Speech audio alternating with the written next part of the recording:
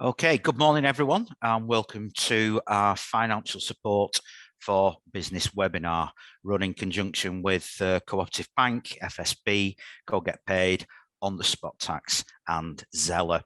It's great to welcome you all today to this webinar that comes at quite an important time, I think, from the point of view of looking at services and support designed to help SMEs. The news doesn't seem to get any better on a daily basis, and it is becoming increasingly challenging out there. But our panelists today will take you through a range of ideas, pointers to help and support around financial management, sources of finance, and also ways to look at reducing bills. I'm pleased to be your host today. My name is Chris Fletcher. I'm the Policy Director for Greater Manchester Chamber of Commerce, who we're working with our partners, the Co-op Bank, in delivering this for you today.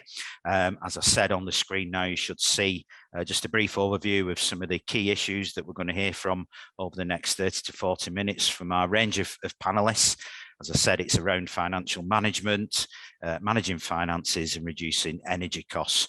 Very timely, that last one as well, with the news from government today around the Power Up Britain plan that's designed to assist with bills and also help with making our energy more secure over the future. We may get onto that in the Q&A, which brings me onto the agenda and the running order for today. We're going to hear, first of all, in a minute from Malcolm Martindale, Head of SME Support at Co-op Bank. We'll then go through our panellists, who will each have about 10 minutes to explain about their areas of expertise and what sources of help they can offer to people. And then we'll go into a Q&A session at the end. And please feel free to use the chat facility to put any questions on, and we'll capture those and get as many through those as we possibly can before the 12 o'clock finish of the event. And also please note that the session today is being recorded, so just be aware of that. So like I said, use the chat facility as we go through.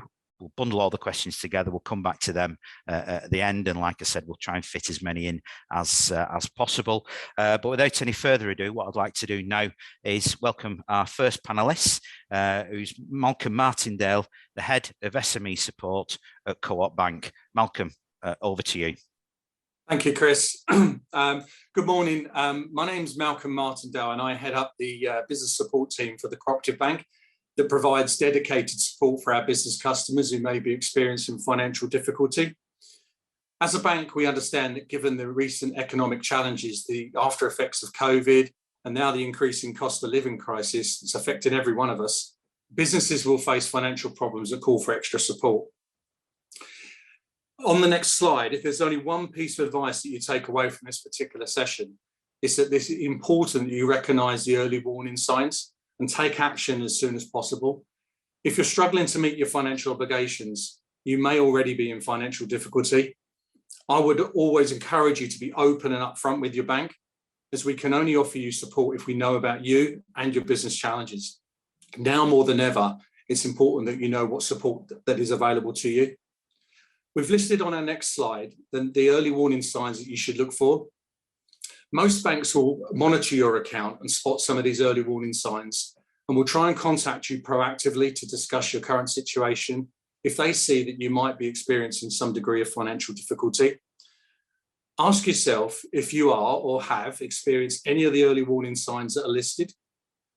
Have you found it increasingly difficult to get payment from your customers that owe you money? If you have, this will have a knock-on impact on your cash flow and the ability to pay your staff, yourselves, and the people you owe money to. Can you have the next slide, please?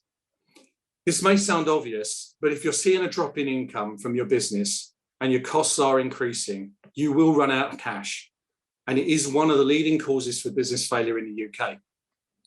If your customers are not paying you when they're supposed to, you'll not have the cash to meet your own expenditure. This is where cash flow forecasts can be really useful. It's vital that you know your day-to-day costs, like salaries, rent, and suppliers, but it's also important to understand the impacts of taking on new business and payments that are being delayed. For example, if you say yes to a brand new contract, how will you know if this will impact your costs? To what degree? And will you still be able to meet your usual business expenditure? A cash flow forecast can help you with that. On the next slide, we've listed some of the early warning signs that you can look for when it comes to cash flow. Are you regularly going into an unarranged overdraft with your bank or going over your arranged overdraft limit, which will incur additional costs? Have you missed a loan payment or any other borrowing repayments? Have you paid your tax or missed your tax payments that are due? Are you finding it increasingly difficult to pay your employees' salaries on time? And as importantly, as business owners, are you even going without pay or paying yourself less, or finding yourself having to put more money into the business?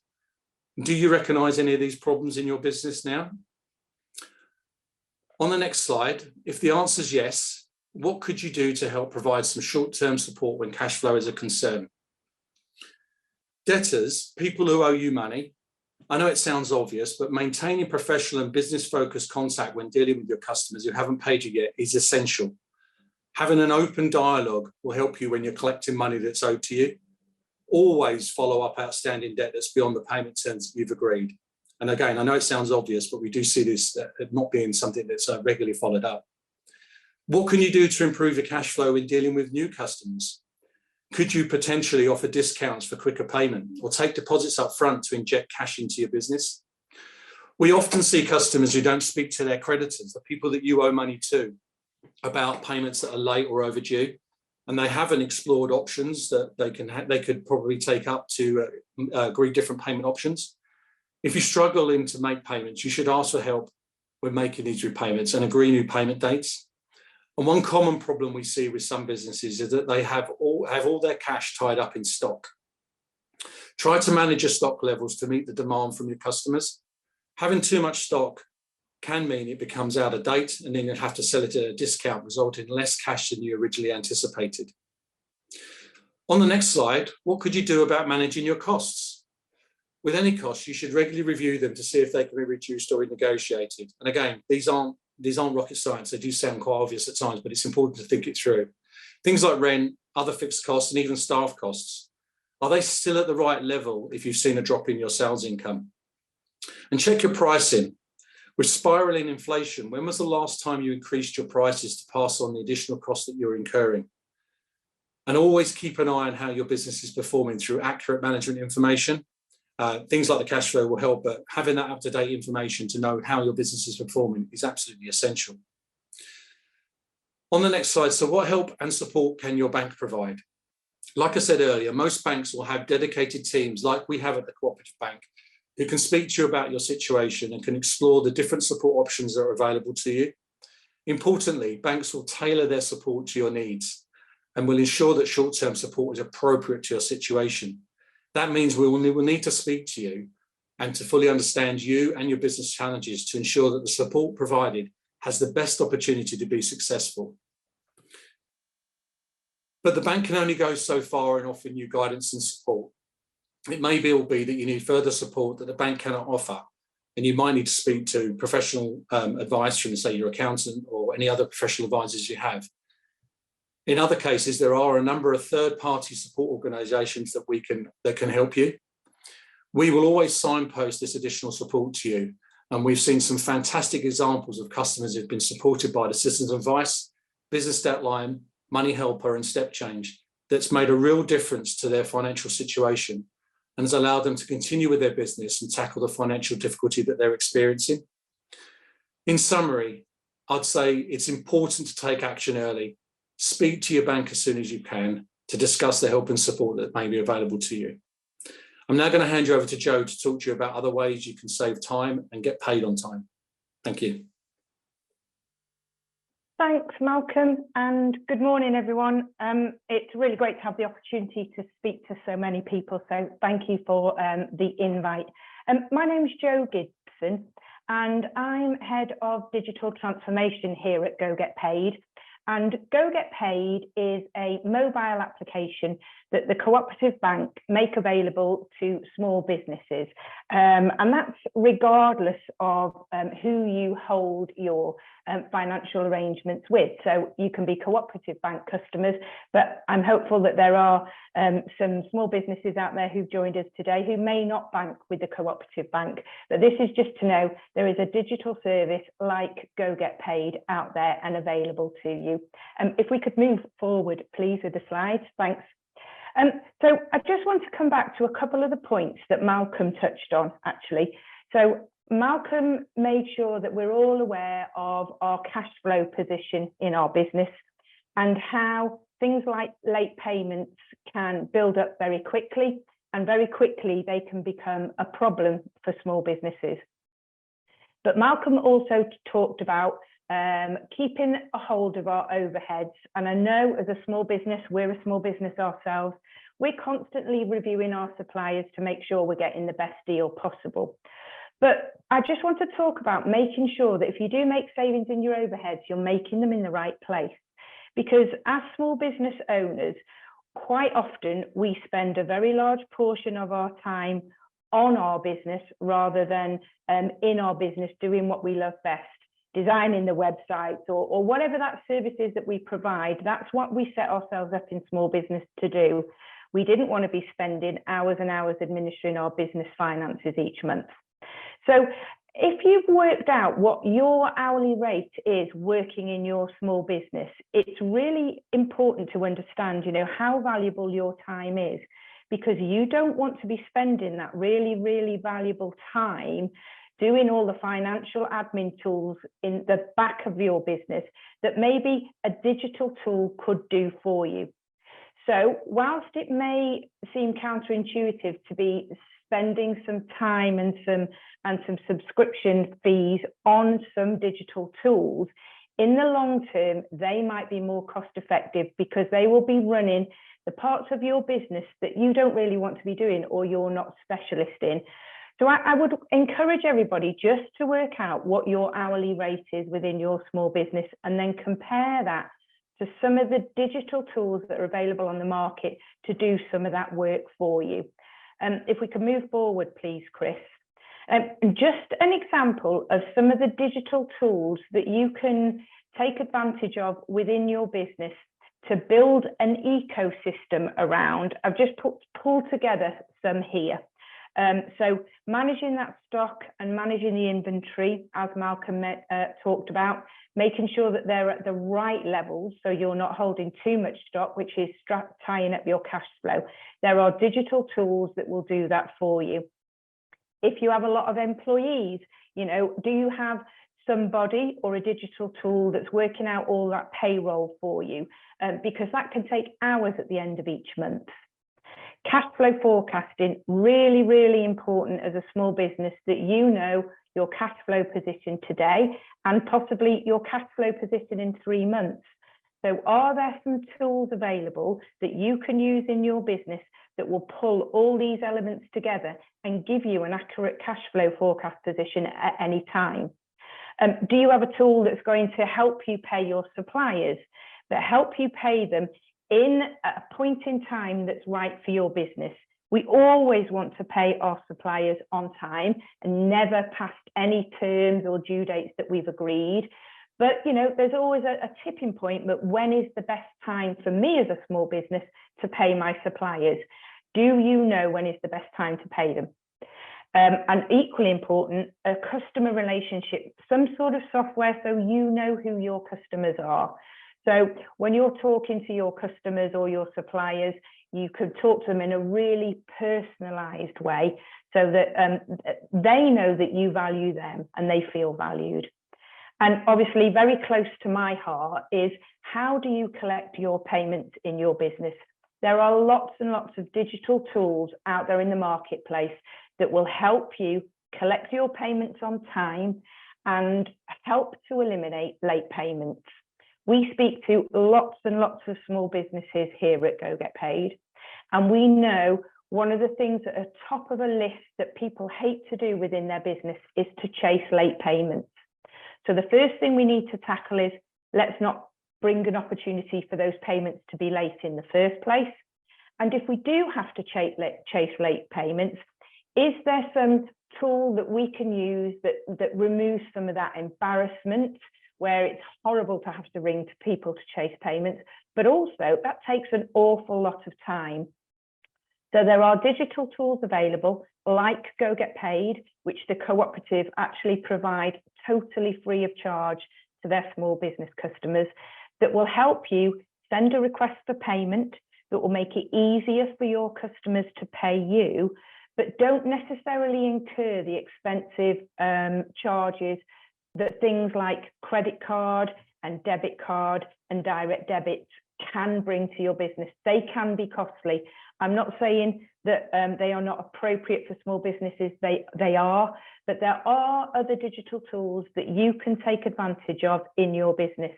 And hopefully that ecosystem there will give you an overview, an idea of where sometimes it is a good idea to invest in tools that can save you time and ultimately money, and you can redirect that time back into your business to do what you set the business up for in the first place. So that's it from me. Thank you very much to everybody. Some little information there about Go Get Paid, how it can help you get paid on time, how you can go away and have a look at it.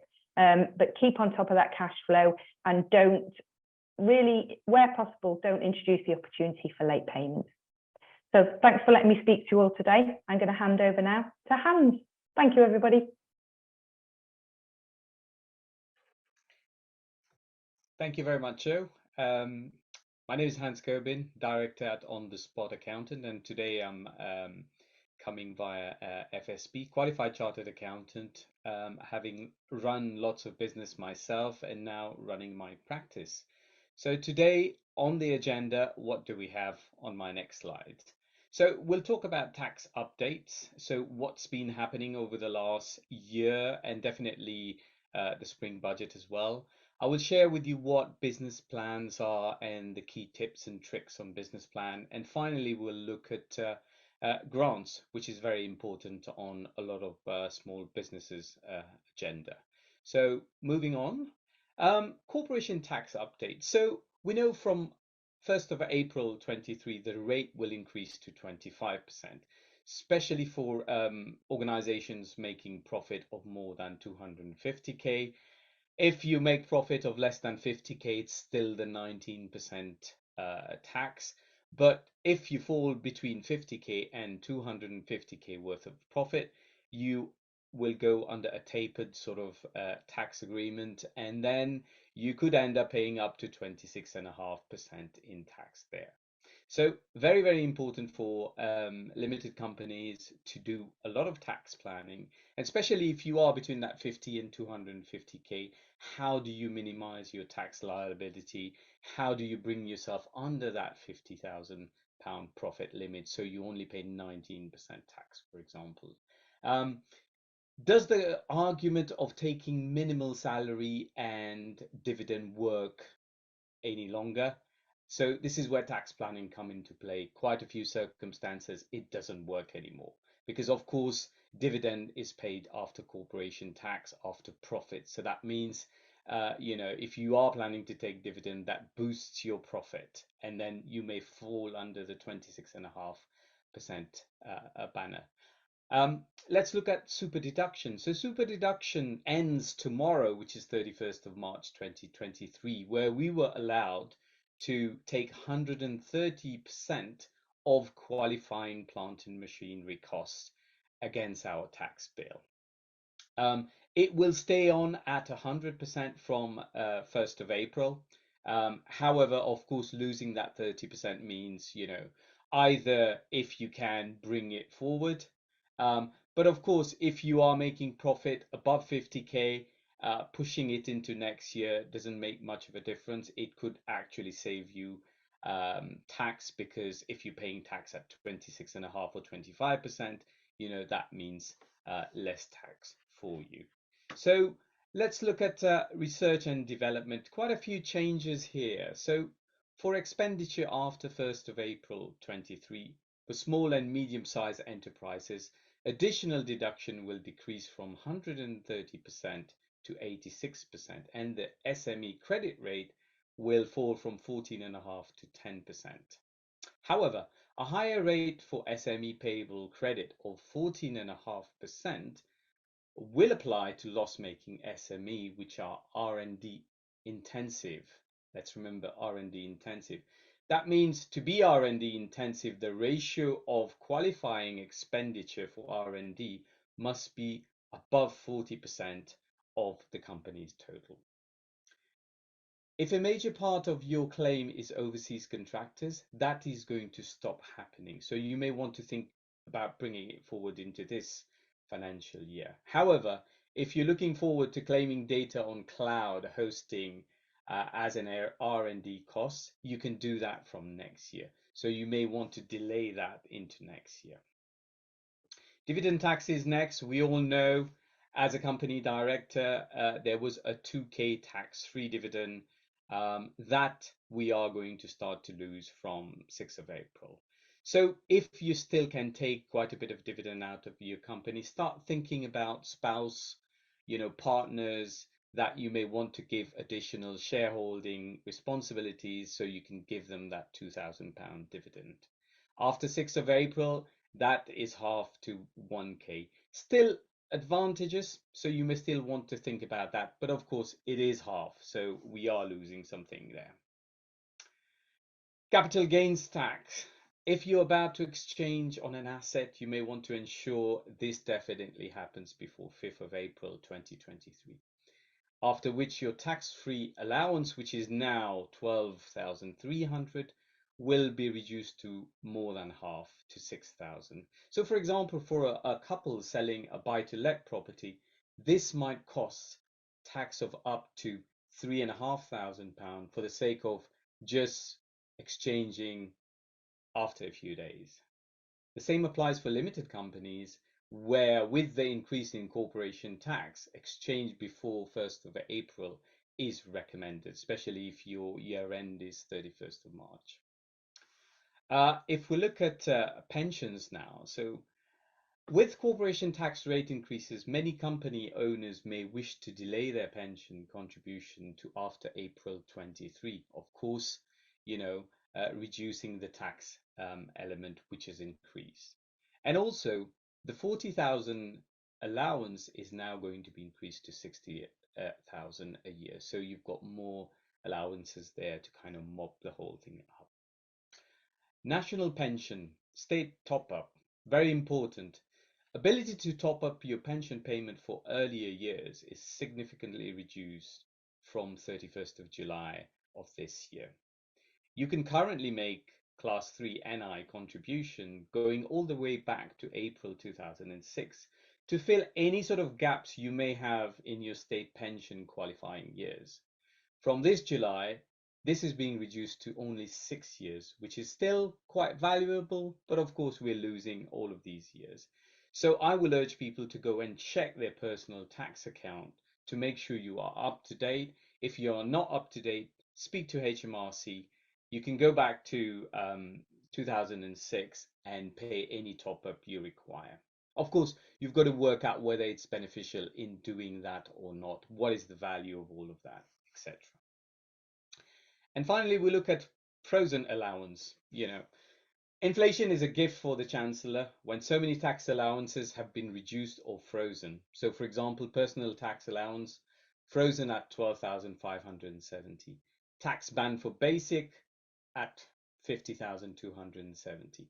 Higher rate tax ban reduced to 125,140. And of course, the additional tax rate now starts at that 125,140. We've seen dividend tax-free allowances reduced to £1,000, capital tax allowances, corporation CGT allowances as well half, inheritance tax allowances frozen since God knows forever. Of course, as wage inflation increases with inflation, more and more people will get caught by the 40% or 45% tax. And many will have to repay stuff like child benefit, which was given to us before, when they didn't have to repay it before. So of course, in this environment, the real tax cost of earnings and profit will increase as time goes on. For example, if you're planning to refurbish a buy-to-let, you may think about some more real income tax saving by delaying the refurbishment, for example. So you'll see there's twist and turn with these changes all the way through. Sometime you'll have to bring your plan forward, sometime better to push it backward. Each taxpayer is very different, and you should only act after being advised by a qualified accountant about all the financial impact of your actions. So there finishes my tax update. If we move on to business plan now and look at what are the best practice. So what is a business plan? It is an essential written document which provides description and an overview of your company's future. All businesses should have one. The plan should explain your business strategy, your key goals, and how you're going to get from where you are right now to where you want to be in the future. How will you make your business more profitable? Gain more resources, increase your asset. What are the plans for future growth in the market you are targeting? Where do you see your business in 1, 3, or 5 years? Anyone who sets up a new company should have a business plan.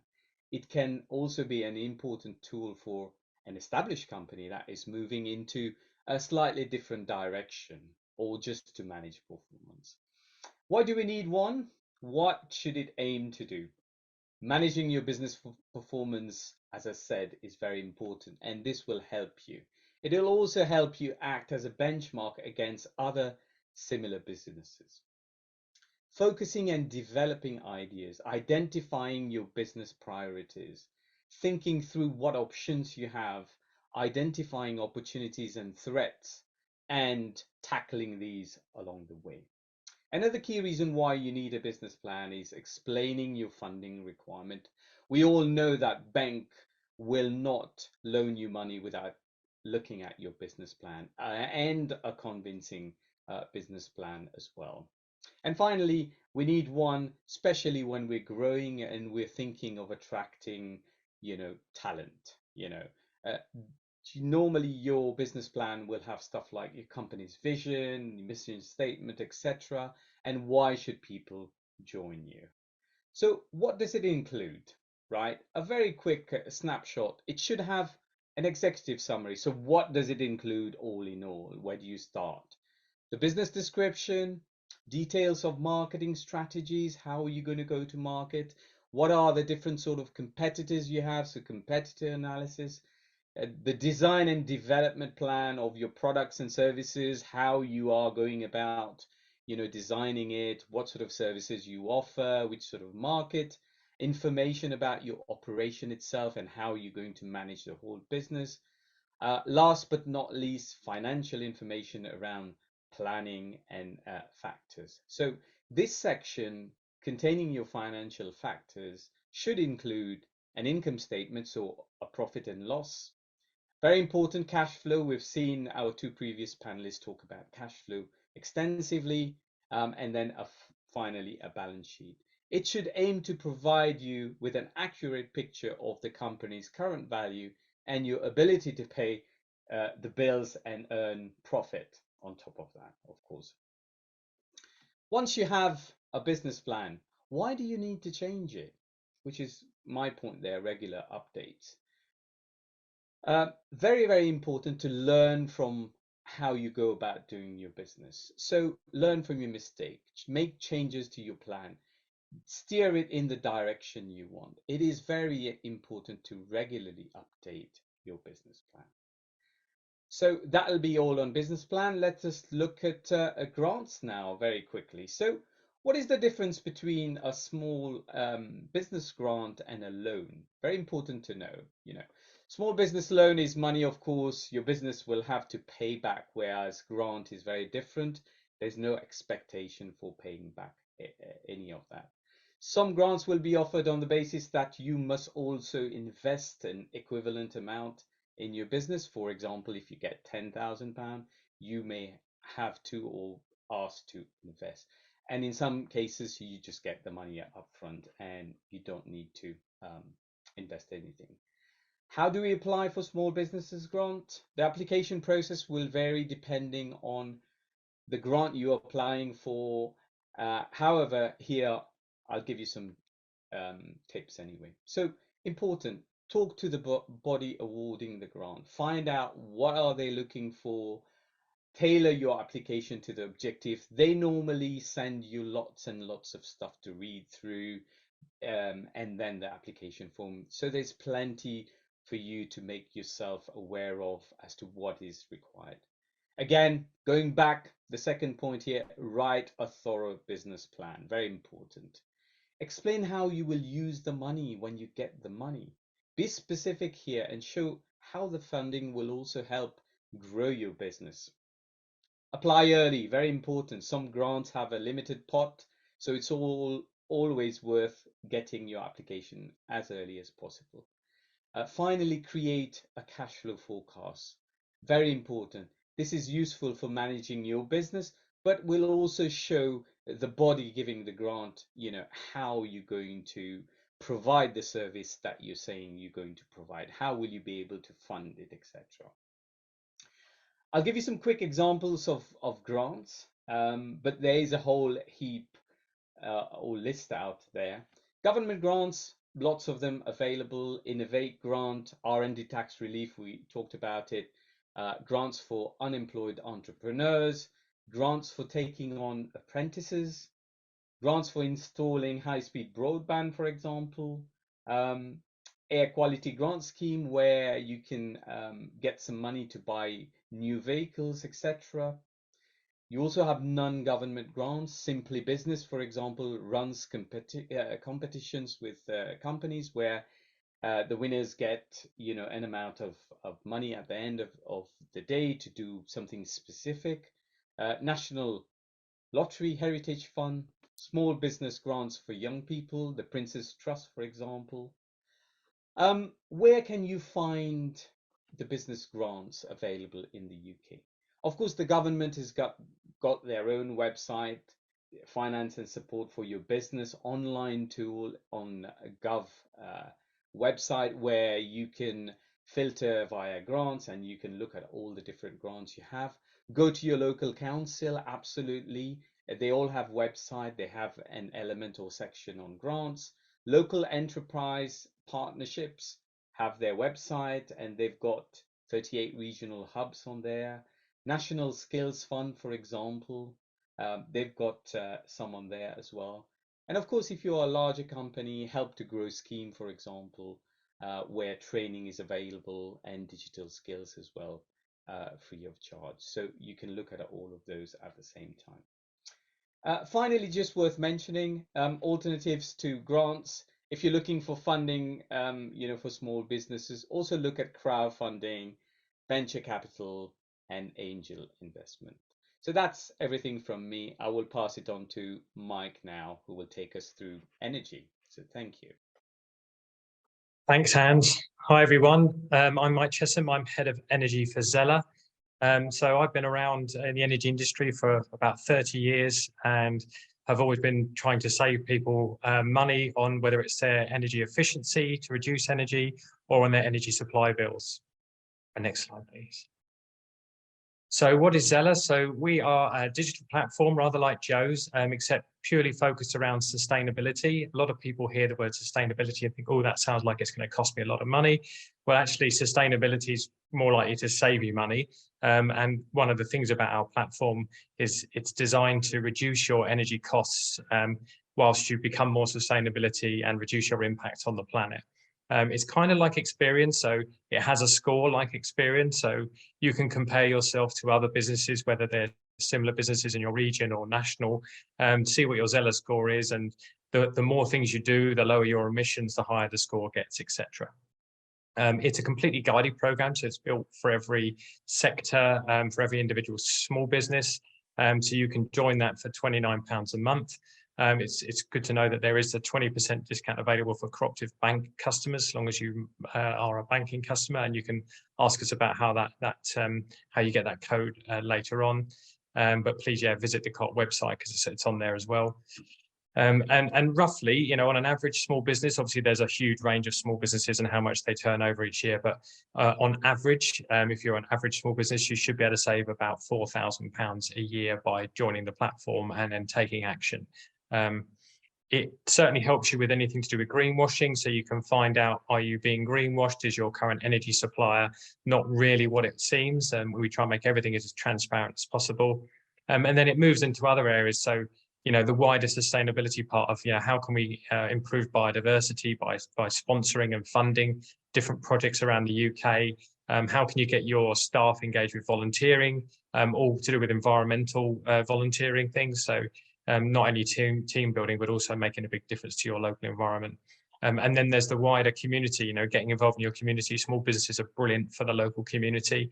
And that getting more and more people, helping with sustainability is the only way that if everybody changes, then we can really make an impact to how, the country deals with its current carbon emissions, and hopefully, globally we can all make it together. But it certainly needs everyone to be involved. It's not going to be done by one person or one government.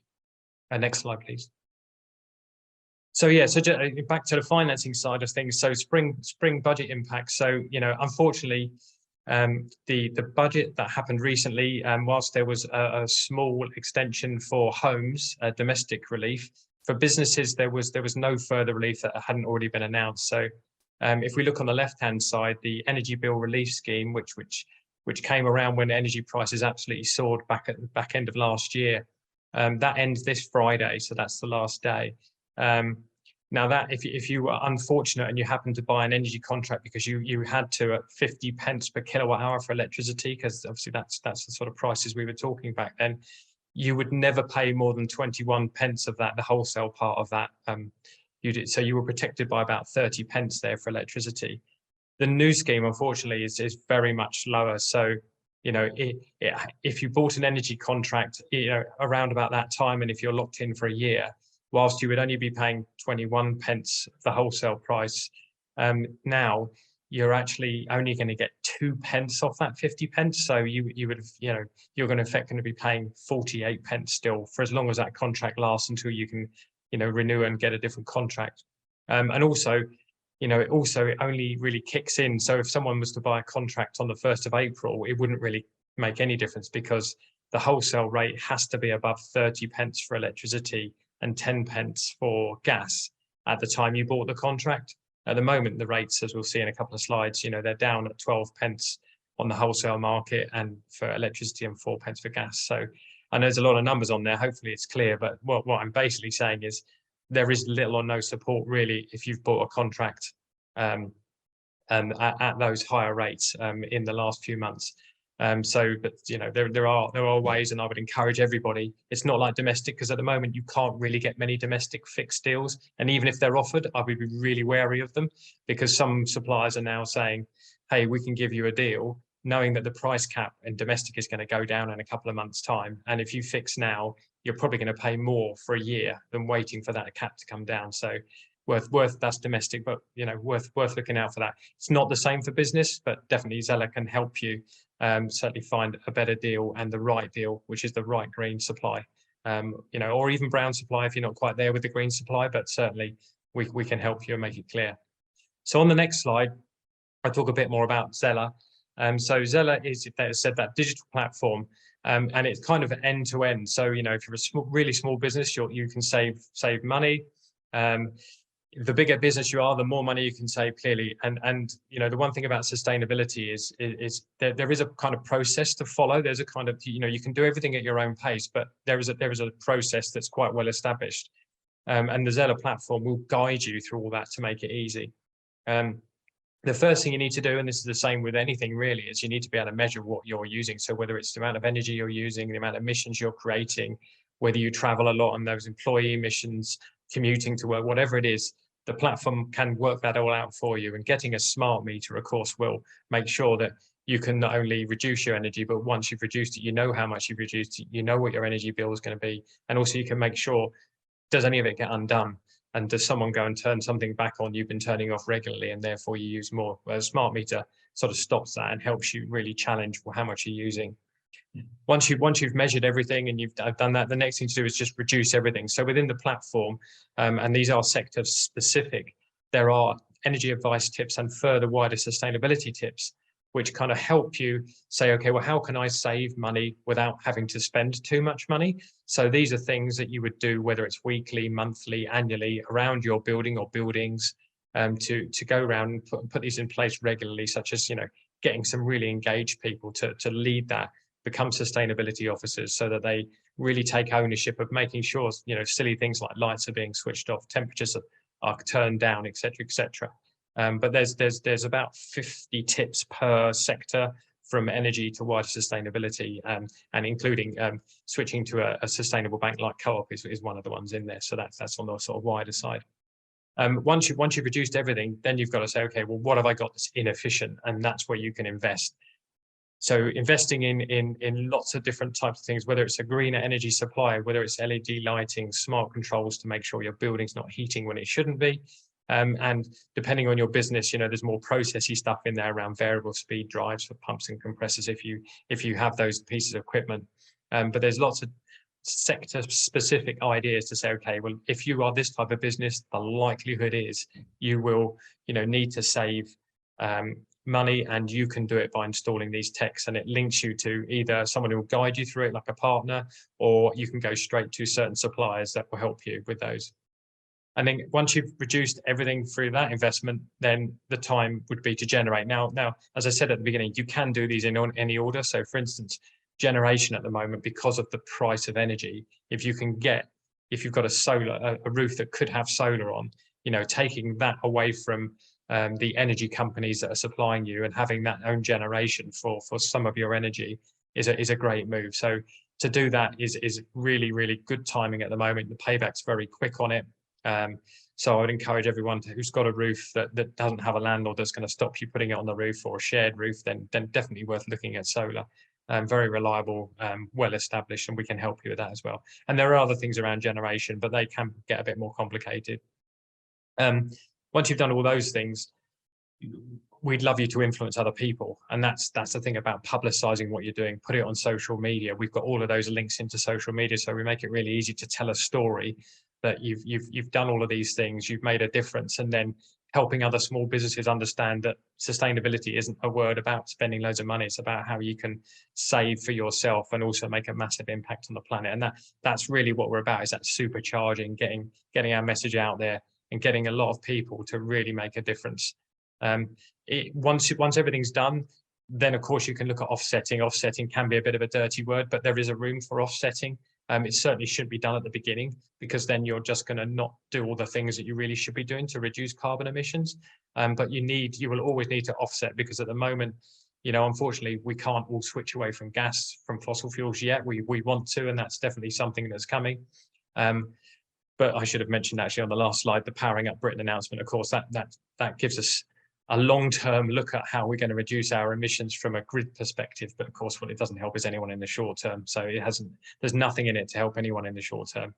But yeah, certainly, having offsetting is something that will be around until we don't have fossil fuels. And hopefully that day will come sooner rather than later. So if we move on to the next slide, this is just a real quick look at the energy markets. On the left-hand side is the current gas market. It's quite detailed and hard to see on here, but if we look back where the arrow is, back a year and a half, 2 years ago, we were paying 1 to 2 pence for the wholesale part of our gas price.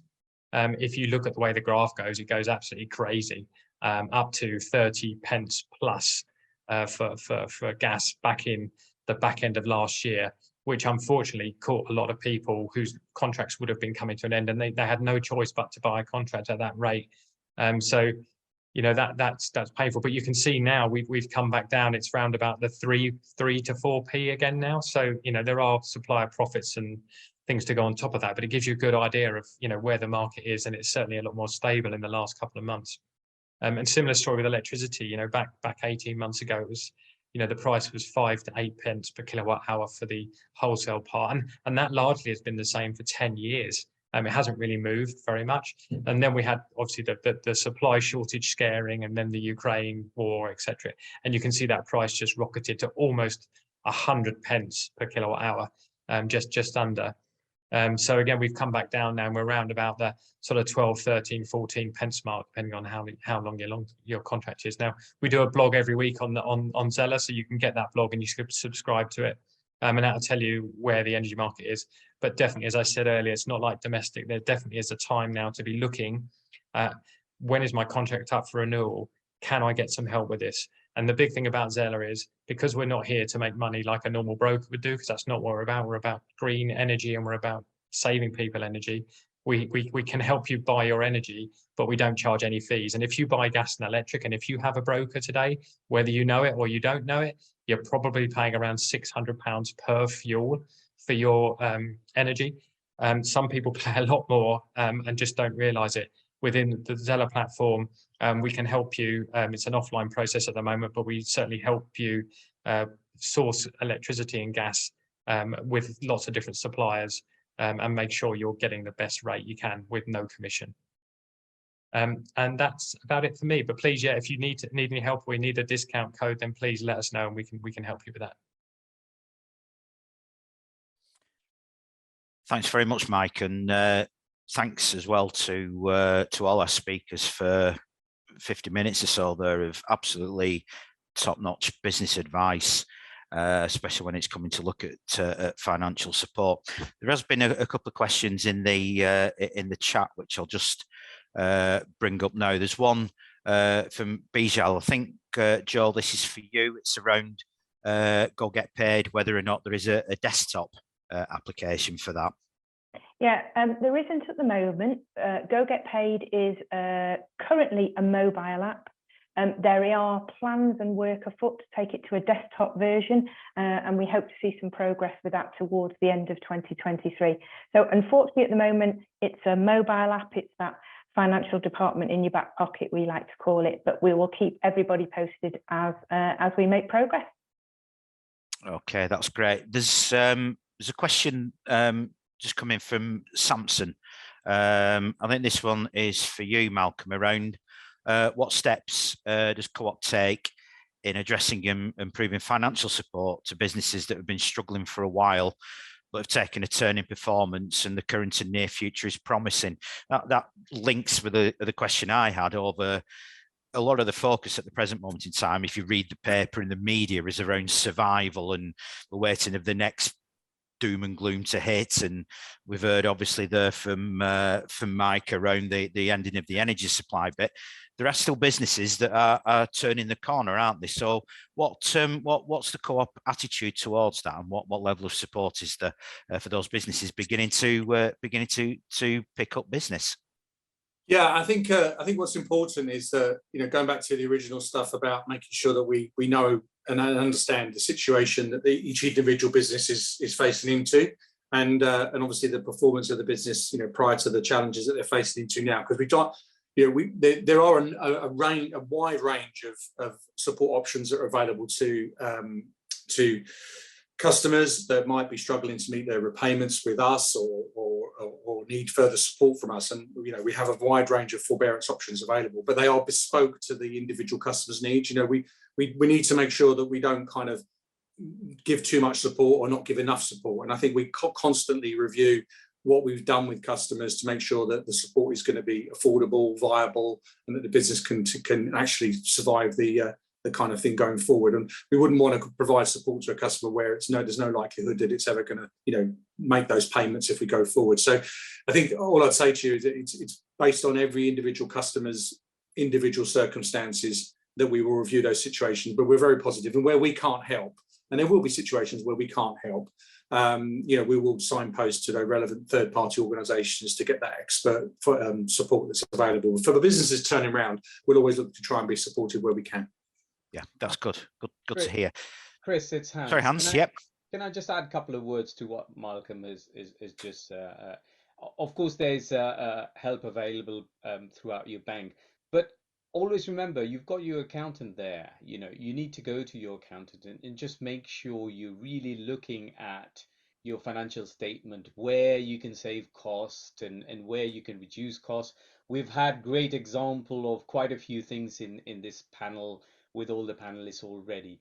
Look at those and make sure you get help internally, as well as looking out externally. They're there to support you. So I would say also do that. Absolutely. Okay, thanks, Hans. There's a question coming specifically for you, Hans. There's a comment around the basic salary or dividend not going to be worth it from 2023. A question from Carly is, please elaborate on the best option for those on up to 125,000. I don't know if that's something you can easily answer, or whether we're... Yeah, no, the answer is how long is a piece of string, to be honest, because you can't just take the salary of 125. I gave the example of child benefit earlier on, for example. You may also have a rental income that comes in. So realistically, what you need to do is to look at everything end to end. But very definitely, when you are around the 125,000 mark, profit within your business, then you starting to look at, really, do I take dividend or shall I take salary? So if you take 50,000 salary, straight away you reduce the profit by 50,000 to 75K. Then you may want to start to look at, is there any option for pensions, for example, which is again tax-free to your company. So there are various different options to be able to look at. I can't really answer the question unless we can look at everything. But as said in the link, please give me a shout. We can look at that. We can take you through personally. Oh, okay, thanks, Hans. And again, just to reiterate what you said there, don't forget your accountancy, and make sure you go for advice there for your own personal circumstances, which again backs up what Malcolm said as well around support from the bank or whatever. We are very much in the day and age now where everyone is slightly different, but just different enough to warrant an individual response in a huge number of cases. I just want to ask Joe, how receptive do you find people when you're looking at, looking at the product, the app, and people picking it up? Is there an age difference? Do you finding the more younger entrepreneurs and business owners are a lot more accepting of that? Or does it not really matter? Can people now see the benefit of using more digital tools to help them in the business? Yeah, I've got to say, since COVID, COVID was transformational. I would have said before COVID, were more startups and maybe younger entrepreneurs embracing digital tools from the start? Yes, they were. Since COVID, it's completely changed things around. Every small business had to adapt during that time. They had to adopt some form of digital tool to keep going. So what we're seeing now is a complete change. Digital tools, and there's a whole range of them, are being adopted by every type of small business possible, from the more sophisticated small businesses who are providing more technological services, right down to the more every, tradesman, everybody. There's a digital tool for everybody. Some are fantastic, some are not so great. There's lots and lots in the market, but in terms of the profile of the small business who's adopting them, we are all on that digital transformation journey now. And what I would say to anyone is if you're not sure and you're not confident, start small. Start with one tool in the business. Get to grips with it. Make sure you understand it. Don't get bought into any lengthy, expensive contract, but then look for more tools where they all join up together. So your accounting package talks to your bank account, talks to your payroll, talks to your inventory, and make sure they all connect. They all do. It's very straightforward. It's very simple, and it will really take a lot of that manual admin time out your business. Okay, thanks, Joe. There's a question from Dean Gray. The main office, an architectural company between Driffield and Bridlingtons, that's over there on the East Coast. Current heating is oil, and obviously that's made a change to more sustainable energy, solar, wind, etc., not just to save money, but also to align to the company's values as well, especially if they are an architectural design company. Does anybody have any idea whether there are any help or grants available? Mike, I don't know if this is one for Zella. I know Hans did a little bit on grants or whatever, but obviously I don't know the area specifically, so there may be something you could help out with. Yeah, so and Chris, you're right. I think Hans did mention it. So there are grants available. Some of them are national, some of them are more regional via LEPs and people like that. So we have a whole section in our community area for Zella members around what grants are out there. But I think certainly, definitely getting off of oil is great. I think it'll be difficult to get off it 100%. But I think that, maybe air source heat pumps, if you've got a large enough electricity supply and there's more grants around for them. Solar's very much sort of commercial and is very viable, so there doesn't tend to be as many grants around for those type of things at the moment. But 100%, yeah, Dean, if you want to get in touch, we can certainly have a look for you to see what's around and help out where we can. I'm just conscious of time, and there is just one question here that's come in from an anonymous attendee, which is absolutely fine. Can the panel recommend help and grants available to female sole traders with hidden disabilities and over 40 years old? I'm not aware of anything. I know that normally there's things, for example, like, business growth hubs and things like that are available in each location, which may be the best way to sort of approach things like that, because obviously it depends on what the grant is actually for. I don't know if anybody has got any immediate response to that. No, I think you're right there, Chris. There's nothing specific to whatever we've been asked, but there are various different grants that you could apply for that fits within that sort of arena. I know of Tower Hamlet, for example, have started a grant for entrepreneurs going into business for over 50s, for example. So always be on the lookout. I'm sure there is something out there, and the list is endless anyway. So yeah. Oh, always ask, always find out, and people can point you in the right direction if they can't answer it. Stephanie, are there any grants available for installation of business premises? Yeah, it's the same answer, I'm afraid, Stephanie. But again, I'll give you my email address and then find out where you are, and we can have a look for you. But yeah, it might be more regional based than national based. But yeah, these things, as we can see from the government announcement just recently, this morning, they're not offering anything for insulation or any further for insulation of homes. But whether or not that applies to business, I don't know. But I'll find out. If you put them in the Q&A, there's a question there from Sue, the chat, do we send the information? If you can put it in the Q&A bit, not the chat function, sorry, put it in the Q&A, we'll be able to just make a note of that as well. Lucy, if you just want to put the slides forward, we have got a huge, great big list of useful resources, URLs available there for people to look at, both the companies that you've heard from today, as well as more wider sources of support as well, including the Co-op Citizen Advice, the business debt line there as well. If you just want to roll it on, Lucy, please. We've also got a lot from the FSB, from business grants as well around business tax, and also expert help as well, which you've heard an awful lot of today. It's been an absolutely fantastic session. I'm going to have to, unfortunately, draw it to a close, but some really, really great information today. And again, we've heard a lot about cash flow. It is so important for businesses. A lot of people say, yeah, we're very, very busy. We're doing a lot of business, but tend to sometimes take their eye off the real bit around business and the importance of cash flow within that. We've heard a lot about getting advice, asking people, both other people in business as well as the experts. We've heard a lot, around accountancy, expertise, your bank. There's all sorts of other organisations out there as well that are willing and able to help businesses. And also, I think it's important as well just to remember that getting help and advice, it's not just for people starting up in business. No matter what you do in life, no matter what you do in business, there will always be something that you come across for the first time that you may need somebody else's help with. And that's one of the key things we've got to remember all through this. There are a lot of people out there willing to help, willing to support businesses.